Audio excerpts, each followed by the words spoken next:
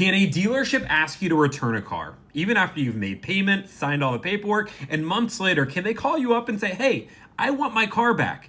Let's talk about it. This is happening to a content creator named Allie, which she bought a car, made payments on that car, and 2 months later, they're saying that they made some mistakes and they need to return the car because they never had the title. First off, I have reached out to Allie. Allie, before you go to the dealership, please talk to me. Please have a conversation. I actually not only have gone through this multiple times, but helped another content creator named Brooke. She's awesome. She's great. We helped her guide herself through this entire process and win in such a magical way. But when a dealership makes a mistake like this, you need to know what you have and what your rights are. First, let's go through just the generic question. Can a dealership ask you to return a car? The short answer is yes in some situations, but not in Allie's. The reason why they could ask you to return a car is, for example, let's say they have you leave and for whatever reason, the auto loan approval in the next 30 days falls through. Let's say that you gave proof of income that wasn't valid. Let's say the bank ends up asking for additional stipulations that you can't supply. There are reasons why a dealership couldn't make you return a car when it's based on credit.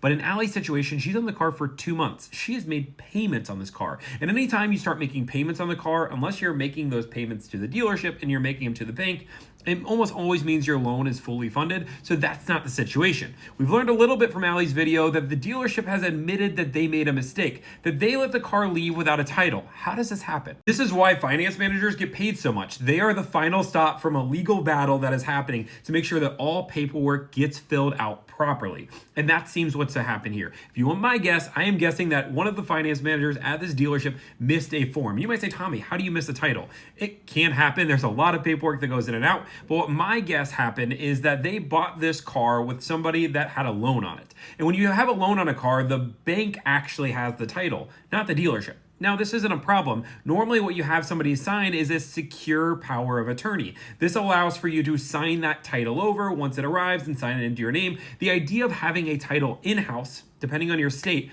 isn't always valid. Not every dealership is going to have a title for the car. They might just have a secure power of attorney if the car has a loan on it. So if you're buying a car and you go to the dealership and demand to see the title, depending on what state you're on, they might not actually have the title, and that's okay, but they have to at least have a secure power of attorney to say that they're getting the title. Otherwise, that's a red flag. The dealership shouldn't be selling the car without all the proper paperwork, but it looks like they did, and now the bank is asking for the title, and if they can't get a hold of that previous owner, they have to take the car back because they can't do a title, which means they can't fulfill their side of the loan. Now, the good news is that in a situation like this, you can make out like a bandit, like Brooke did. She got a crazy deal on a brand new Telluride when she bought a used one in the first place, and we can do the same thing for you. So Allie, if you need help, reach out for free. Just DM me. I've reached out to you already, but if you need anything, let me know.